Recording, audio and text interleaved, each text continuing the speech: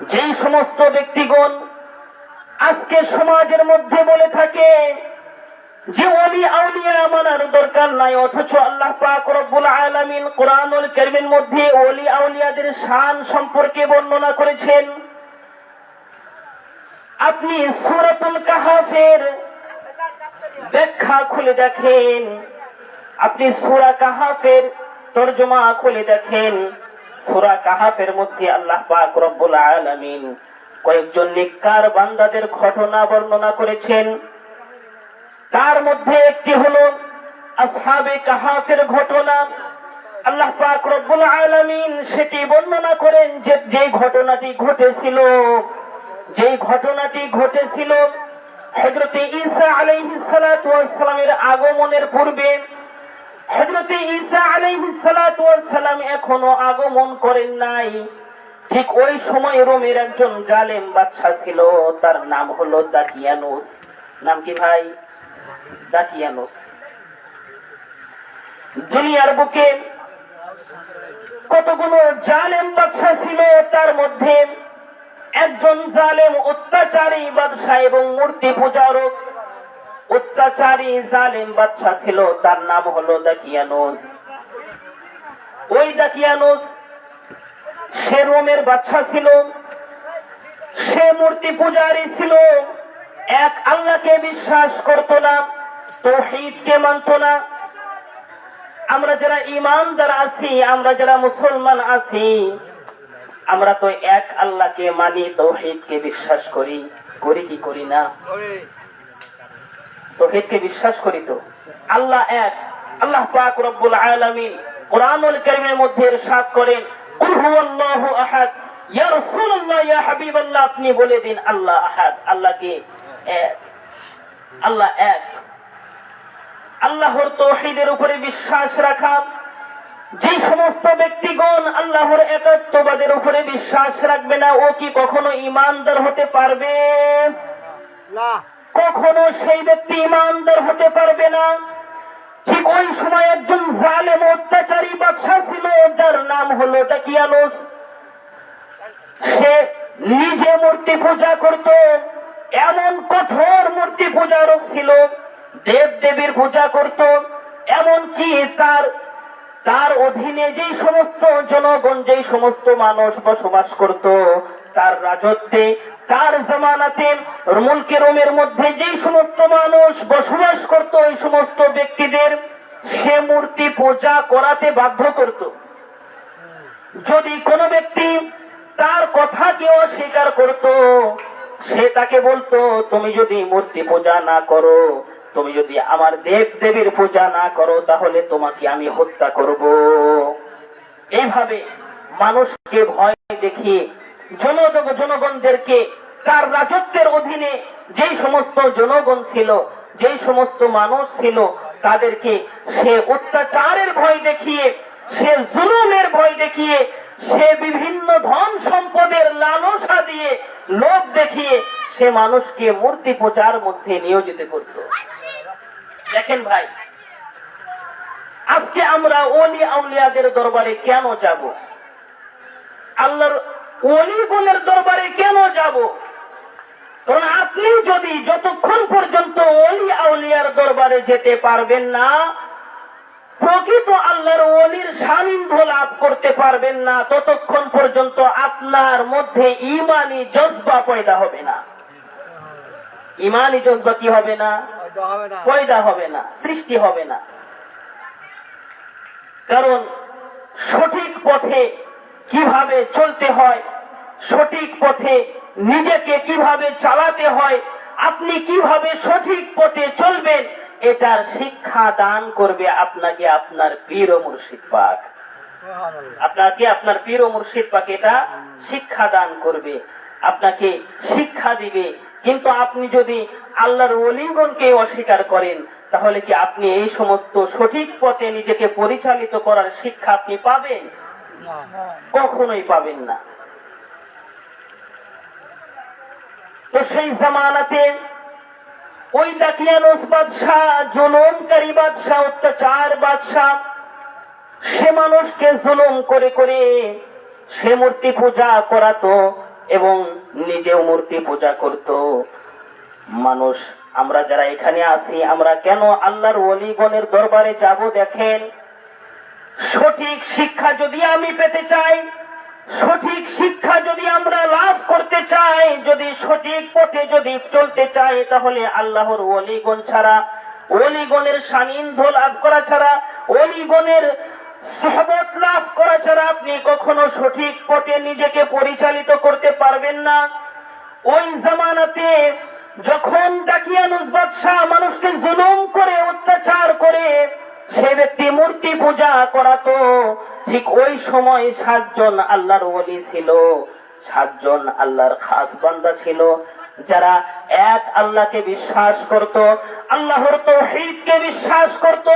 তারা বাদশার কথা সরাসরি অস্বীকার করলো যে আমরা গোটা কওম যদি, আমাদের গোটা কওম যদি বাদশার কথায় মূর্তি পূজা করে, আমরা কখনো এই 7 জন ব্যক্তি, আমরা যারা নওজোয়ান আছি, আমরা কখনো এই বাদশার কথায়, এই জুলুমকারী অত্যাচারকারী বাদশার কথায়, এই আমরা অত্যাচারকারী জুলুমকারী বাদশার কথায় আমরা কখনো মূর্তি পূজা করতে পারবো না। বাদশার দরবারে, দাকিয়ানুসের দরবারে যেই সমস্ত লোক, যেই সমস্ত সৈন্য দল থাকতো, তারা ওই 7 জনের ব্যাপারে রোমের বাদশাকে, দাকিয়ানুসকে অভিযোগ করলো যে আপনার এলাকার অমুক 7 জন লোক, তারা আপনার দেব দেবীর পূজা করে না, তারা এক আল্লাহকে বিশ্বাস করে, তারা এক আল্লাহকে বিশ্বাস করে, তারা তাওহীদের উপরে বিশ্বাসী।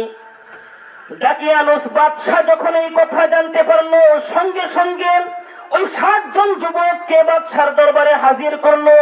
বাদশাহ বলল, তোমরা 7 জন, তোমরা কেন আল্লাহ এক আল্লাহকে বিশ্বাস করো? কেন তোমরা আমার দেব দেবীর পূজা করো না? যেই দেবীর আমি পূজা করি সেই দেবীর পূজা তোমরা কেন করো না?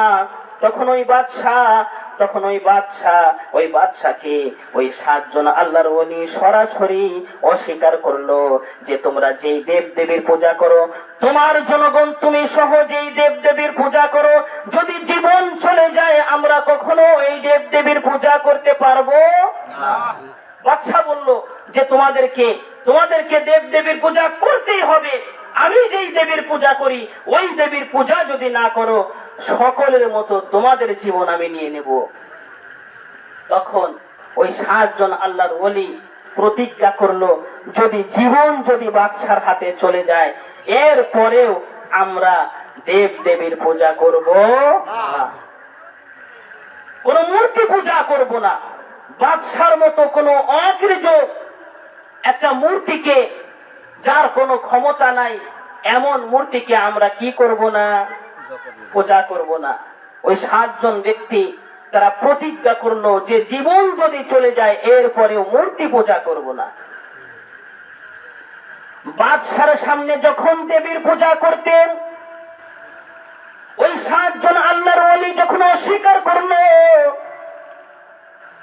বাদশা রাগান্বিত হয়ে বলল, এই 7 জনের গায়ে যে পোশাকটি আছে পোশাক খুলে নাও।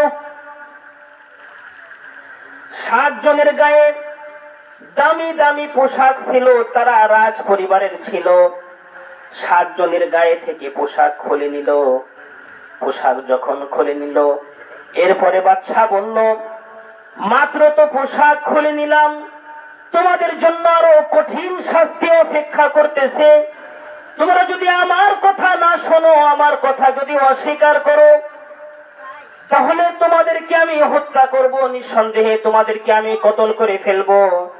বাদশাহ এই কথা বলে সে সফরে চলে গেল একটা রাষ্ট্রেতে, নিজের রাষ্ট্র থেকে বাহিরের রাষ্ট্রে।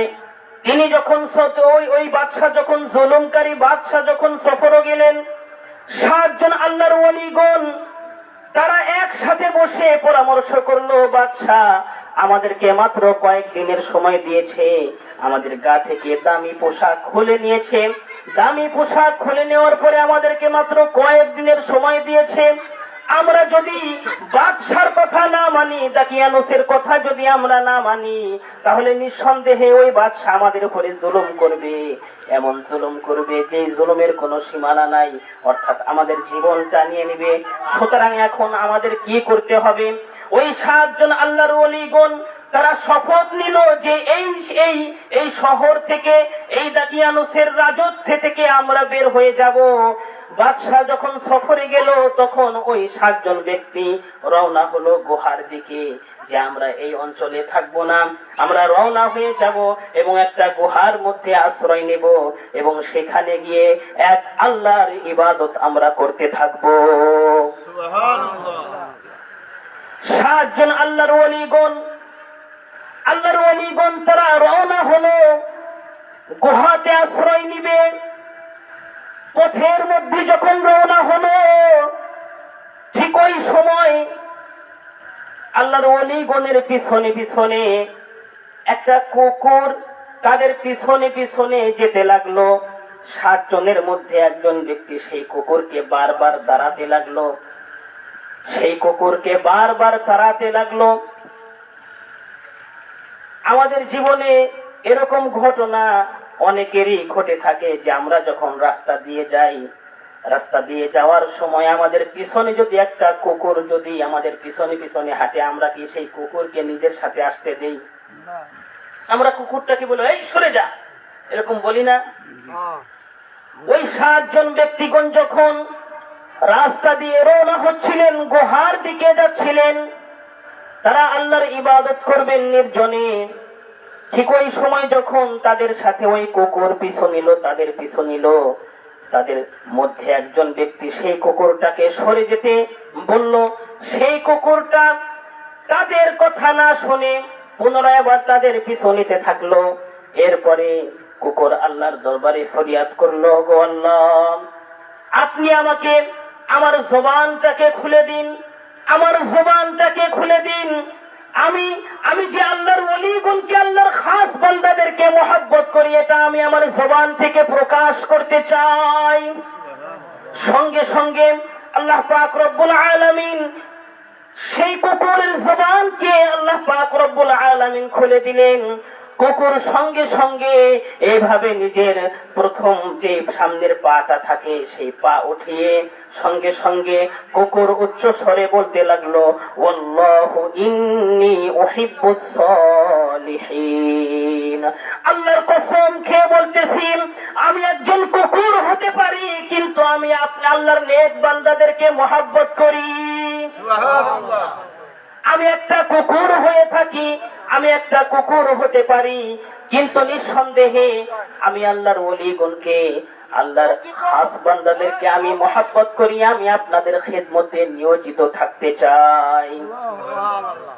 ওই কুকুরটি যখন এই কথা বলল, আল্লাহর ওলিগণ তাদের সাথে সেই কুকুরটাকে রেখে নিল। আল্লাহর ওলিগণ তারা গুহাতে যখন পৌঁছলো, গুহাতে পৌঁছার পরে তারা আল্লাহর ইবাদতের মধ্যে মশগুল হয়ে গেল। ইবাদতের মধ্যে তারা মশগুল হয়ে আছে, ইবাদত সারাদিন ইবাদত করলো। রাত্রি যখন হলো, তাদের মধ্যে একজনের নাম ছিল তামলিখা। কি নাম? এই তামলিখার কাছে তাদের যত স্বর্ণ মুদ্রা, যত মুদ্রা ছিল, সমস্ত মুদ্রা সেই তামলিখার কাছে জমা দিয়ে দিল, যে তুমি এটা রাখো, তোমার কাছে আমরা জমিয়ে রাখলাম এই মুদ্রাটা, যখন যতটুকু লাগবে সেইখান থেকে আমরা খরচ করব। সেই তামলিখাকে দায়িত্ব দেওয়া হলো, সে ওই 7 জন ব্যক্তির জন্য সে খাবার আনতো, অর্থাৎ তার কাছে সেই মুদ্রাগুলি, সেই টাকা পয়সাগুলি সকলেই, আর যে বাকি 6 জন ছিল তারা জমা দিয়ে দিল। এবং সেই টাকা থেকে কিছু কিছু ওই ব্যক্তি যখন গভীর রাত হতো তখন পোশাক পাল্টিয়ে সে শহরে যেত, সেই পাহাড়ের গুহা থেকে শহরে যেত এবং সেই শহরে গিয়ে সে খাবার এনে তাদেরকে দিত, সকলেই মিলেমিশে সেই খাবার খেত। এইভাবে চলতে থাকলো কয়েকদিন।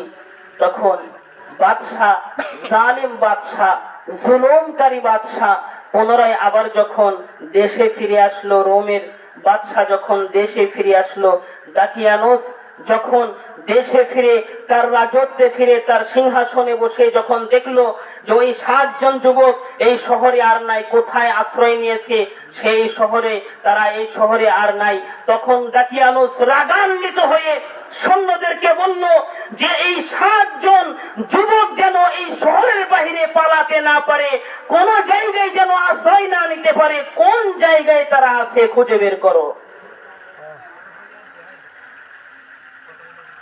বাদশার হুকুম অনুযায়ী সৈন্যদল তাদেরকে খুঁজতে লাগলো। এক পর্যায়ে বাদশাহ বুঝতে পারলো যে তারা একটা গহীন জঙ্গলে বা একটা নির্জন জায়গায় তারা আশ্রয় নিয়েছে। বাদশাহ অনুধাবন করে তখন সেই বিভিন্ন জায়গায় খুঁজতে যখন ওই গুহার সামনে সৈন্যদল, বাদশাহ সহ তার সৈন্যদল যখন আসলো, তখন গুহার মুখের অবস্থা এমন ছিল সেখানে ঢুকতে তারা ভয় পেল।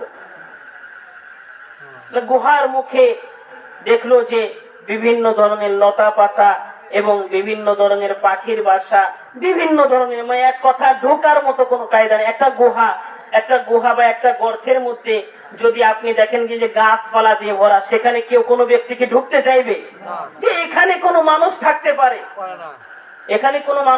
পারে? এইভাবে বাদশাহ তাদেরকে খুঁজতে থাকলো এবং সৈন্যদল নিয়ে যখন সেই গুহার সামনে গেল, বাদশার সৈন্যদল এবং বাদশাহ দাকিয়ানুস সহ তারা বুঝতে পারলো যে এই গর্তের মধ্যে কোনো ব্যক্তি থাকতে পারে না, কারণ গর্তের মুখটাই গাছ লতা পাতা দিয়ে বন্ধ আছে।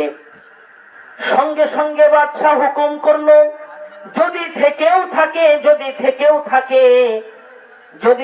এখানে থেকে থাকে যে ওই 7 জন ব্যক্তিগণ যদি আশ্রয় নিয়ে থাকে, তাহলে একটা কাজ করো, ওই দাকিয়ানুস জুলুম বাদশাহ খুব অত্যাচারী ছিল, সে তার সৈন্যদলকে হুকুম করলো এই গুহার মুখটা একদম দেওয়াল দিয়ে তোমরা একদম আটকে দাও, যাতে করে 7 জন ব্যক্তি যদি ওই ব্যক্তিগণ ওই যুবকজন যদি এখানে থেকেও থাকে, তারা যেন এইখানেই জিন্দা অবস্থায় মারা যায়। এটা বাদশার প্ল্যান ছিল। তখন দাকিয়ানুসের হুকুম অনুযায়ী তার সৈন্যদল সেই মুখটাকে, গর্তের মুখটাকে তারা এইভাবে বিভিন্ন ধরনের জিনিসপত্র দিয়ে তারা সেটাকে আটকিয়ে দিল, যাতে করে এখানে যদি লোক থাকেও আর বের হতে না পারে। আল্লাহর ওলিগণ যারা সেই গুহার মধ্যে আশ্রয় নিয়েছে, আল্লাহ পাক রব্বুল আলামিনের হুকুম অনুযায়ী তারা এমন নিদ্রায় চলে গেল। আল্লাহ পাক রব্বুল আলামিন গর্তের মুখ বন্ধ আছে, গুহার মুখ বন্ধ আছে। এইভাবে গুহার মুখ যখন বন্ধ আছে, বাদশাহ মনে মনে ভাবলো, গর্তের মুখ যদি বন্ধ করে দেই, তারা যদি এই গর্তের মধ্যে, এই গুহার মধ্যেও যদি থেকে থাকে, তাহলে তারা মারা যাবে। আল্লাহ পাক রব্বুল আলামিন কুদরতি ভাবে ওই সময় থেকে নিয়ে 309 বছর আল্লাহ পাক রব্বুল আলামিন তাদেরকে ঘুমন্ত অবস্থা ওই গর্তের মধ্যে রাখলেন। কত বছর? 309 বছর। সুদীর্ঘ 309 বছর ওই গুহার মধ্যে ওই আল্লাহর খাস বান্দাগণ সেই গুহার মধ্যে অবস্থান নিল। তারা ঘুমিয়ে আছে, তারা ইবাদত বন্দেগী করে, তারা তাদের মধ্যে যখন নিদ্রায়, তাদের চোখে যখন নিদ্রা এসে গেছে, তারা সেখানেই ঘুমিয়ে পড়েছে এবং এক ঘুমে 309 বছর পার হয়ে গেল, তারা সেটা উপলব্ধি করতে পারলো না। 309 বছর পার হলো, এর মধ্যে অনেক কিছু পরিবর্তন হয়ে গেছে। শহরের রং পরিবর্তন হয়ে গেছে। যেই শহরে তারা বসবাস করলো, সেই শহরের নাম ছিল তারসুস। কি নাম ছিল? তারসুস। সেই শহরের নাম ছিল তারসুস, যেই শহরে তারা বসবাস করত। দেখেন, একটা শহর, কথার কথা, এই যে আপনাদের এই গ্রামটা, এই গ্রামের নাম কি? দুবিজানি গ্রাম। এই গ্রাম এখন যেরকম আছে 309 বছর পরে বা 300-400 বছর পরে কি এরকম থাকবে? একটু আপডেট হবে না? অবশ্যই আপডেট হবে, একটু উন্নতি হবে। মানে 100-200 বছর পর আপনারা যারা এখানে যারা আপনারা মুরব্বী আছেন, যাদের বয়স 7 বছর, যাদের বয়স 70 বছর, তারা হয়তো এখন যারা আছেন বাংলাদেশ এই পৃথিবীর মানুষজন কত আপডেট হয়েছে। এই 7 বছর 70 বছর আগে কি এরকম ছিল না? তো ওই তারসুস শহরের অনেক পরিবর্তন হলো। 300 বছর পার হয়ে গেল। যেই জালেম বাদশা ছিল দাকিয়ানো, সেও মারা গেল। আচ্ছা ভাই, একজন লোক কি, একজন ব্যক্তি কি 300 বছর বেঁচে থাকে? একজন লোক তো 300 বছর বাঁচতে পারে না। তো আল্লাহ পাক রব্বুল আলামিন কুদরতি ভাবে তাদেরকে 309 বছর সেই গুহার মধ্যে, সেই গর্তের মধ্যে তারা নিদ্রাচ্ছন্ন হয়ে সেখানেই ঘুমিয়ে থাকলো। এক ঘুমে 309 বছর পার হয়ে গেল, কিন্তু তারা সেটা উপলব্ধি করতে পারলো না। জালেম বাদশার জালেমি জামানা শেষ হলো। এইভাবে বিভিন্ন রাজা সেই শহরের মধ্যে, মুলকে রোমের মধ্যে তারা নিযুক্ত হলো। আসহাবে কাহাফের সেই 7 জন যুবক যখন তারা নিদ্রা থেকে উঠলো, ওই জালেম বাদশার জামানা থেকে বের হয়ে একজন নেককার বাদশা সেই সময় সেখানে নিযুক্ত ছিল, সেই রোমের রাজা হিসেবে নিযুক্ত ছিল। রোমের রাজা হিসেবে নিযুক্ত ছিল। দেখেন, অনেক লম্বা ঘটনা। তো এই ঘটনা দ্বারা, এই ওয়াকিয়া দ্বারা মুফাসসিরিন কিরাম এটাই প্রতীয়মান করতেছে, আল্লাহ পাক রব্বুল আলামিন এটাই প্রতীয়মান করলেন যে যারা আল্লাহর খাস বন্ধু, যারা আল্লাহর প্রকৃত বন্ধু, যারা আল্লাহর ওয়ালিগণ, তাদেরকে মাটির কোন পোকা মাকড় তাদের দেহকে কোনো কিছু করতে পারে না, তাদের দেহকে নষ্ট করতে পারে না। এটা কার হুকুম? আল্লাহর। এক ঘুমে 309 বছর পার হয়ে গেল। সুতরাং আপনারা যারা এখানে আছেন, আমরা সকলেই চেষ্টা করব পীর ও মুর্শিদ পাকের দরবার পাক আমরা ধরে থাকতে। যত ব্যক্তিগণ আজকে সমাজের মধ্যে যে সমস্ত ফিতনাবাজ বের হয়েছে, যে ওলি আউলিয়া মানার দরকার নাই, পীর আবার কি পীর মানার দরকার নাই, যারা আপনাদেরকে এই সমস্ত কথা বলবে, আপনারা প্রকাশ্যে কোনো কিছু না বলতে পারলেও মনে মনে ভাববেন ইবলিস। কি ইবলিস, শয়তান, বেয়াদব। এই জন্য সমাজের মধ্যে এরকম ইবলিস, শয়তান, এরকম বেয়াদব যারা ওলি আউলিয়াদের শানে বেয়াদবিমূলক কথা বলে, যে পীর মানার দরকার নাই, ওলি আউলিয়া মানার দরকার নাই, এই সমস্ত বেয়াদব কিয়ামতের পূর্বে এরা, এখন তো ফিতনা ফাসাদের সময় এরা আবির্ভাব হয়েছে, অনেক কিছু আপনাদেরকে বলবে, কিন্তু ওই সমস্ত কথা আমাদের শোনার কোনো সময় নাই। আল্লাহ পাক রব্বুল আলামিন আমাদের সকলকে ওলিয়া আউলিয়ার শান মানা এবং বোঝার তৌফিক দান করুক। সকলে বলুন আমিন।